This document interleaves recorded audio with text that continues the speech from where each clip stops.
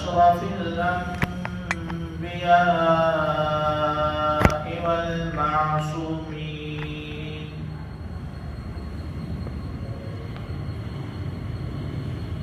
وعلى آله وأصحابه أجمعين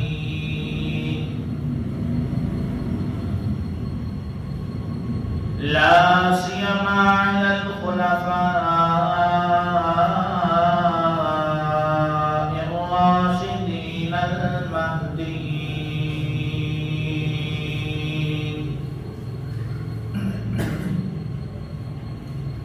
ولعنة الله على أعدائهم الرافضين الكافرين المرتدين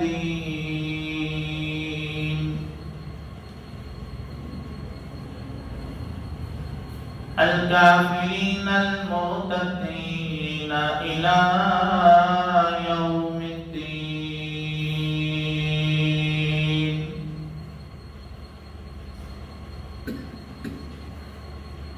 أما بعد فأعوذ بالله من الشيطان الرجيم.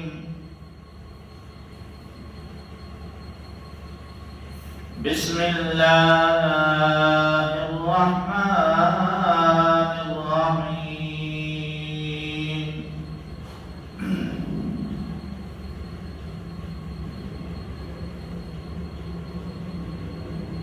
قال الله تبارك وتعالى في كلامه المجيد والفرقان الحميد: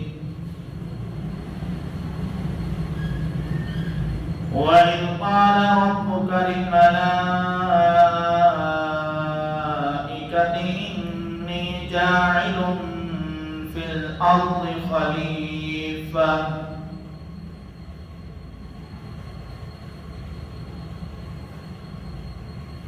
قال النبي صلى الله عليه وسلم: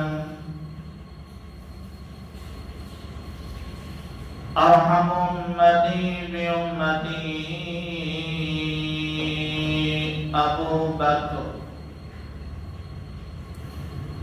أو كما قال عليه الصلاة والسلام.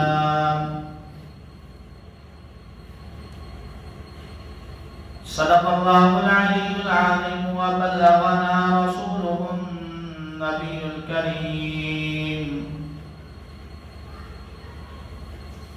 ونحن على ذلك لمن الشاهدين والشاكرين،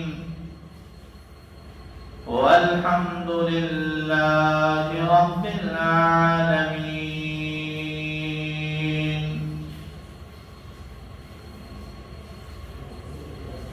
درود پاک.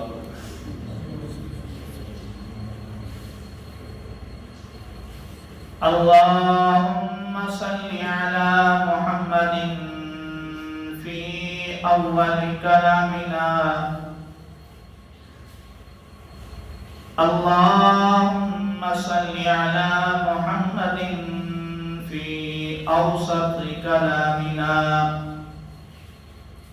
اللهم صل على محمد في آخر كلامنا.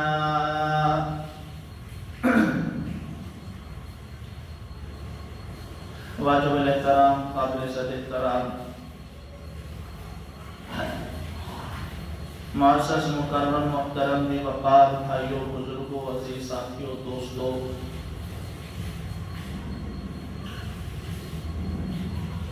جمادی الثانی کا مہینہ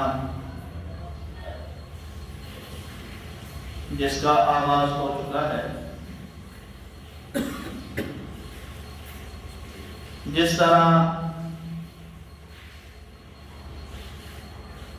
دیگر مہینوں کے اندر میں نے عرض کیا تھا کہ ہر مہینہ کوئی نہ کوئی اسلامی اور تاریخی واقعات کو اپنے اندر سمائے ہوئے ہوتا ہے.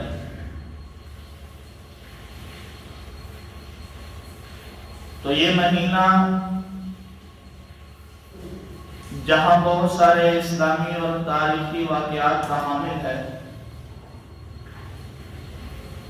بالخصوص 22 جمادی الثانی خلیفہ اول امام الصحابہ فناف الرسول سسر رسول سیدنا ابو بکر صدیق رضی اللہ تعالی عنہ کی یوم وفات کا دن، اور میری عادت ہوتی ہے کہ میں مہینے، موقع اور مناسب وقت کے ساتھ ساتھ اس مہینے میں ہونے والے واقعات پر کچھ نہ کچھ روشنی ڈال دیا کرتا ہوں، اس لیے کہ ان شخصیات کے کردار اور کارناموں کو جاننا اپنانا ایمان والوں کی ذمہ داری ہے،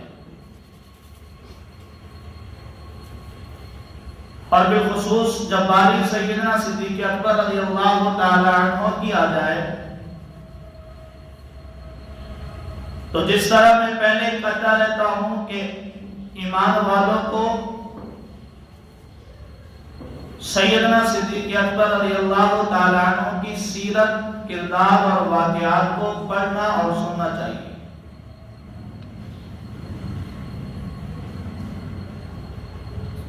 جس شخص نے بھی ایمان کی حالت میں رسول اللہ صلی اللہ علیہ وسلم کو دیکھا، ایمان کی حالت میں، ایمان ہی کی حالت میں اس دنیا سے چلا گیا، اب وہ دیکھنا ایک لمحے کا بھی ہو، ایک منٹ اور سیکنڈ کا بھی ہو، اور وہ دنیا سے چلا جاتا ہے، علماء نے لکھا ہے کہ اس ایک شخصیت کو ترازو کے ایک پلڑے میں رکھ دو، اس وقت سے لے کر قیامت تک کے آنے والے تمام حاجیوں کو دوسرے پلڑے میں رکھ دو تو وہ نبی کے اس صحابی کے قدموں کی دھول کے برابر بھی نہیں پہنچ سکتے۔ یہ اس صحابی کی بات ہے جو فجر کے بعد ایمان لاتا ہے، ظہر سے پہلے شہید ہو جاتا ہے، جس نے تھوڑا ہی لمحہ، کچھ ہی وقت پیغمبر کی زیارت کی ایمان کی حالت میں، اس کا یہ مقام ہے۔ لیکن یہ تو صدیق اکبر ہے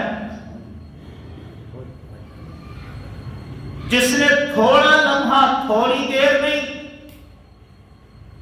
جس نے کچھ وقت نہیں بلکہ جس نے کچھ عرصہ نہیں، کئی عرصے، کئی سال پیغمبر کی رفاقت میں گزارے ہیں۔ ارے جس کا اٹھنا، جس کا بیٹھنا، جس کا چلنا، جس کا پھرنا، جس کے معاملات، جس کی تجارت پیغمبر کے ساتھ ہو، جس نے پیغمبر کی ہر ادا کو دیکھا ہو، پیغمبر کے اٹھنے کو دیکھا ہو، بیٹھنے کو دیکھا ہو، سونے کو دیکھا ہو، پیغمبر کے چلنے کو دیکھا ہو، پیغمبر کی تجارت کو دیکھا ہو، معاملات کو دیکھا ہو، پیغمبر کے مشوروں میں بیٹھتا ہو، میں یہ کہتا ہوں کہ دیگر صحابہ نے پیغمبر کو جلوت میں دیکھا، ابو بکر وہ ہے جس نے پیغمبر کو خلوت میں دیکھا، جس کی گود اتنی مبارک کہ سر اقدس جس کی گود میں آئے، اس ابو بکر کا مقام اور مرتبہ کتنا بلند ہوگا۔ پیغمبر نے اپنے صحابہ سے کہا کہ میں ہر کسی کا بدلہ چکا چکا ہوں، دے چکا ہوں، جو تم نے دین کی خاطر اپنے قربانیوں کو اپنے آپ کو پیش کیا، مال کو پیش کیا، جانوں کو پیش کیا، میں تم سب کا بدلہ چکا ہوں، لیکن ابو بکر کا بدلہ میں محمد دنیا میں نہیں، اللہ آخرت میں اس کا بدلہ عطا فرمائے۔ اللہ رب العزت نے ابو بکر کو وہ مقام عطا کیا جو مقام کسی صحابی کو نہیں ملا، جو انبیاء والا مقام ابو بکر کو اللہ نے عطا کیا۔ نبی کے بعد نبوت ختم ہے، جب کوئی نبی آتا وہ اپنے سے پہلے نبی کی تصدیق کرتا اور بعد والے نبی کی خوشخبری دیتا۔ جب بھی کوئی نبی آیا اپنے سے پہلے والے انبیاء کی تصدیق کی ہے، یعنی کہ وہ اپنے سے پہلے والے جو نبی ہیں ان کے لیے مصدق ہے، اور جو اپنے سے بعد والے نبی آئیں گے ان کے لیے مبشر ہے۔ نبی آتے رہے، سلسلہ چلتا رہا۔ حضرت عیسیٰ علیہ السلام آئے، سورہ صف کے اندر اللہ نے ان کے اعلان کو واضح کر دیا کہ جناب عیسیٰ نے اپنے سے پہلے والے انبیاء کی تصدیق کی اور بعد والے نبی کے لیے مبشرم برسولی یأتی من بعد اسمہ احمد، اپنے سے بعد والے نبی کے لیے خوشخبری دی۔ اب جناب رسول اللہ صلی اللہ علیہ وسلم نبی بن کر آئے۔ اب چونکہ میرے نبی کے بعد نبوت کا دروازہ بند ہے، ہر نبی کے لیے کوئی مصدق ہوا کرتا تھا جو کسی نبی کی ماں قبل والے نبی کی تصدیق کرے۔ اب باری محمد الرسول اللہ کی ہے، باری آمنہ کے لخت جگر کی ہے، باری مکہ کے در یتیم کی ہے، باری اللہ کے محبوب پیغمبر کی ہے۔ ہر نبی کے لیے مصدق بنا، ہر نبی کی تصدیق ہوئی، لیکن اب چونکہ یہ انبیاء کا سلسلہ ختم ہو گیا، اب محمد الرسول اللہ صلی اللہ علیہ وسلم کی تصدیق کون کرے؟ اس کے لیے جس شخصیت کا انتخاب ہوا اس کو دنیا ابو بکر صدیق کہتی ہے۔ چنانچہ اس وجہ سے سیدنا ابو بکر صدیق رضی اللہ تعالی عنہ کو صدیق کا لقب ملا۔ اس نے پیغمبر کے ہر فیصلے کی تصدیق کی۔ میں اکثر یہ سوال کیا کرتا ہوں، جو آئینہ ہوتا ہے، آئینہ، اگر اس آئینے کے سامنے کوئی چیز لائی جائے، کوئی روشنی لائی جائے، کوئی لائٹ لائی جائے، کوئی بھی چیز، اب آئینہ اس کو اپنے اندر منعکس کرتا ہے، جذب کرتا ہے، قبول کرتا ہے۔ اب سوال یہ ہے کہ وہ آئینہ اپنے اختیار سے اس کو اپنے اندر قبول کرتا ہے کہ اس کی فطرت ہی یہی ہے؟ آئینہ کسی چیز کو اپنے اندر کھینچتا ہے، منعکس کرتا ہے، تو یہ آئینے کی فطرت ہے یا اپنے اختیار سے کرتا ہے؟ آئینے کی فطرت ہے۔ آئینہ غیر اختیاری طور پر اپنے اندر جو چیز اس کے سامنے آتی ہے اس کو قبول کرتا ہے، اپنے اختیار سے کسی چیز کو قبول نہیں کر سکتا، کیونکہ اگر اپنا اختیار ہو تو وہ کسی چیز کو رد بھی کر سکتا ہے، لیکن آئینے کی فطرت یہ ہے، اس کے سامنے روشنی کرو تو روشنی دکھاتا ہے، اس کے سامنے بلب کرو تو بلب دکھاتا ہے، اس کے سامنے کوئی شکل اور صورت دکھاؤ تو وہ دکھاتا ہے۔ تو آئینہ جس طرح اپنی فطرت سے اس چیز کو قبول کرتا ہے، اللہ رب العزت نے ابو بکر کو آئینے کی مانند بنایا. جب بھی نبوت کی کوئی چیز ابو بکر کے دل کے سامنے گئی ہے، جب بھی نبوت کی کرنیں ابو بکر کے دل میں پڑی ہیں، ابو بکر نے اپنے اختیار سے نہیں بلکہ ابو بکر کی فطرت یہ تھی کہ وہ پیغمبر کی ہر بات کو تسلیم کرے. اللہ نے فطرت ایسی بنائی تھی. جب ہی تو میں کہا کرتا ہوں، کوئی نہ کوئی صحابی جب ایمان لایا، ہر کسی نے کوئی تصدیق کے لیے کوئی دلیل طلب کی. کوئی پیغمبر کا معجزہ دیکھ کر ایمان لایا، کوئی پیغمبر کے اخلاق دیکھ کر ایمان لایا، کوئی پیغمبر کا حسن دیکھ کر ایمان لایا، کوئی پیغمبر کا کمال دیکھ کر ایمان لایا، کوئی پیغمبر کا جمال دیکھ کر ایمان لایا. ابو بکر وہ ہے جس نے نہ معجزہ مانگا، نہ دلیل مانگی، نہ کوئی اور چیز مانگی. پیغمبر نے کہا ابو بکر یہ کرنا ہے، ابو بکر نے بغیر تحقیق کیے اسی بات کو قبول کیا. یہ ابو بکر کی فطرت میں اللہ نے رکھا ہے، یہ ابو بکر کی فطرت ہے. جس طرح آئینہ، اس کی فطرت یہ ہے کہ اس کے سامنے جو چیز آئے گی اس کو وہ اپنے اندر جذب کرے گا. ابو بکر کی فطرت یہ تھی کہ نبوت کی کوئی جھلک، کوئی ادا ابو بکر کے سامنے آئے تو ابو بکر اس کو غیر اختیاری طور پر قبول کرتا ہے. اللہ رب العزت نے صحابہ اکرام کو کمال دیا اور اہل بیت کو شرف دیا. یہ دو چیزیں، ایک کمال ہے، ایک شرف ہے. کمال کہتے ہیں کہ وہ خوبی جو بذات خود اس کے اندر ہو. شرف کہتے ہیں کہ کسی خوبی والے کے ساتھ نسبت ہو. توجہ کرنا، میں اب خلافت پر جانے لگا ہوں. کمال وہ ہے جو انسان کے اپنے اندر ہو. شرف وہ ہے اپنے اندر نہیں لیکن کسی کمال والے سے نسبت ہے. آپ اپنے استاد سے محبت کرتے ہو کہ نہیں کرتے؟ ہم اپنے اساتذہ سے محبت کرتے ہیں. وجہ کیا ہے؟ محبت کی وجہ کیا ہے؟ وجہ یہ ہے استاد کے پاس کمال ہے. کون سا کمال ہے؟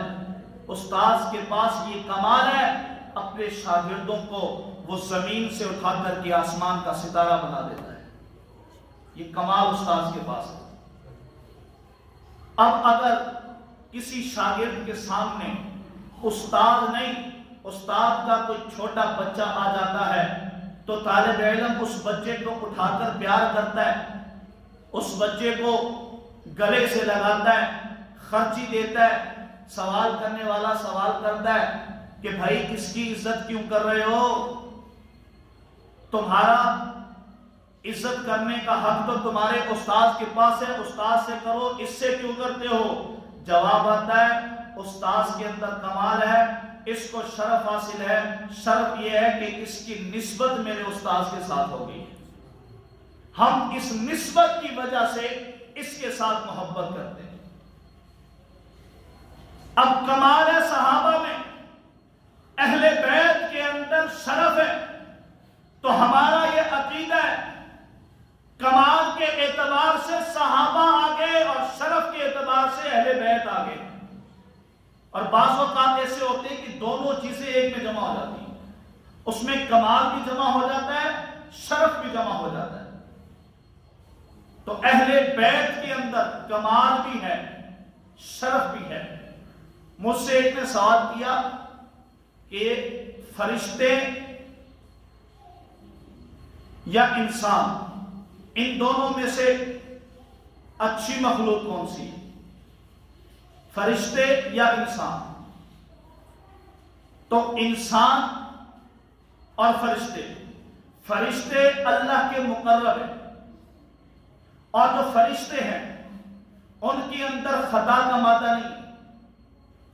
ان کو جو مقام ملا ہے نا فرشتوں کو، ان کو مقام اللہ کے قرب کی نسبت کی وجہ سے ملا ہے. تو ان کے اندر بذات خود کوئی کمال نہیں ہے.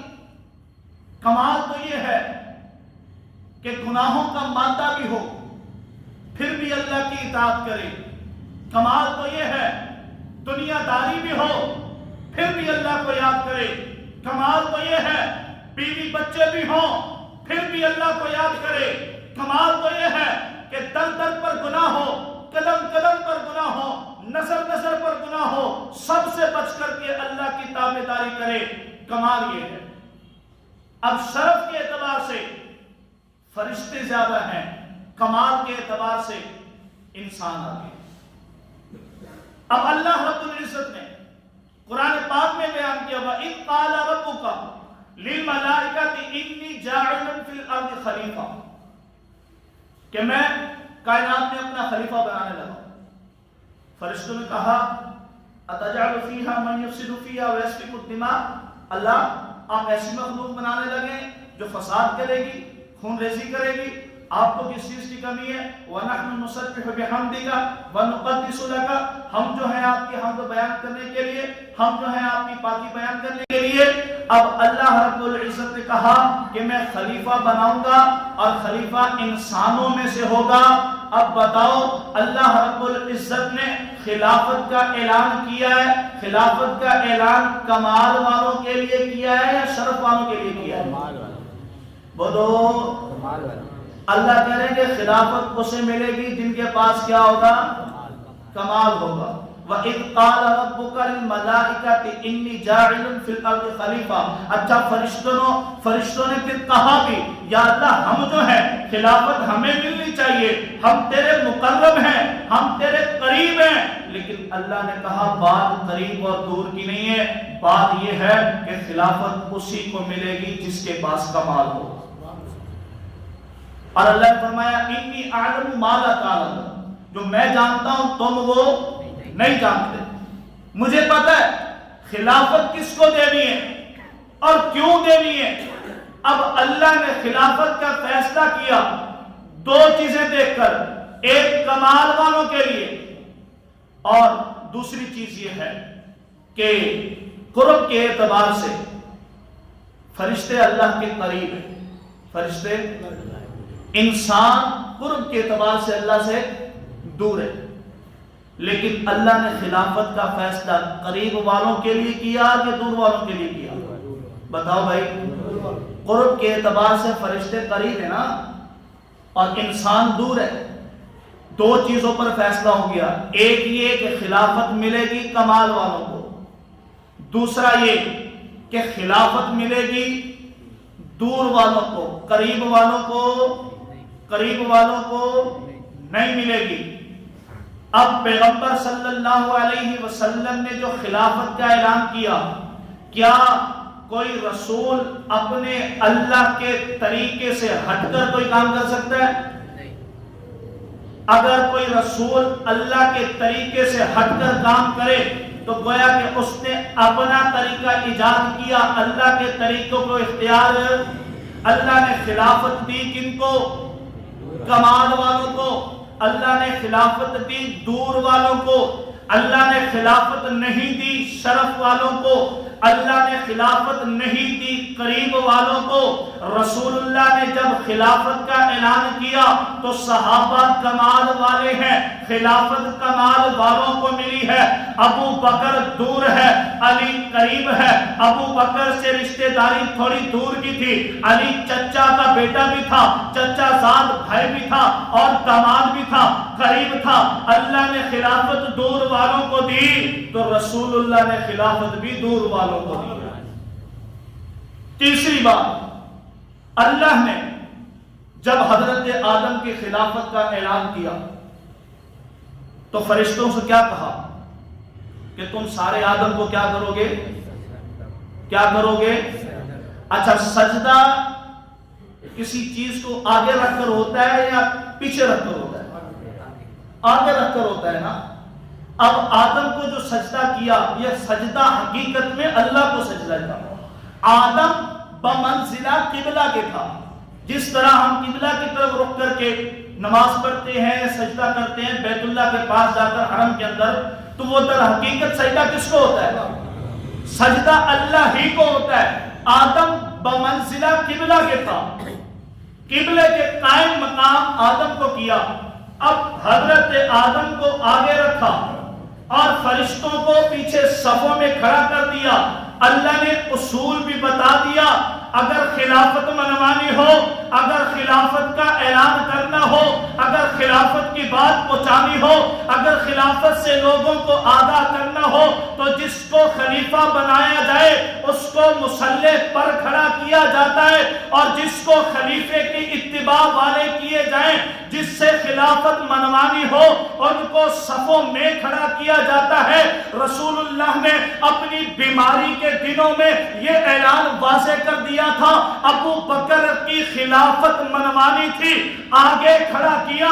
جن سے منوانی تھی ان کو پیچھے کھڑا کر کے بتا دیا خلیفہ ابو بکر ہے، اور جو پیچھے صف میں کھڑے ہیں وہ اسی خلیفے کی اتباع کرنے والے ہیں. جس طرح اللہ نے حضرت آدم کو آگے کر کے فرشتوں کو پیچھے کھڑا کر کے خلافت منوائی، رسول اللہ نے اپنی زندگی میں ابو بکر کو مصلی پہ کھڑا کر کے اور ان کو دوسرے صحابہ کو پیچھے کھڑا کر کے ابو بکر کی خلافت منوائی. تو پھر رونا دھونا کس بات کا ہے؟ ابو بکر خلیفہ بنے یہ رسول اللہ نے بنایا، اور رسول اللہ نے اپنے اختیار سے نہیں بلکہ اللہ نے رسول اللہ کو خلافت دینے، خلیفہ بنانے کا طریقہ بتایا ہے. اس لیے اہل سنت والجماعت کا یہ عقیدہ ہے کہ پہلے خلیفہ کون ہے؟ کون ہے؟ ابو بکر پہلے خلیفہ ہے. اور جو ابو بکر کی خلافت کا انکار کرے، میں کہتا ہوں وہ رسول اللہ کے فیصلے کا بھی انکار کرتا ہے اور اللہ کے طریقے کا بھی انکار کرتا ہے.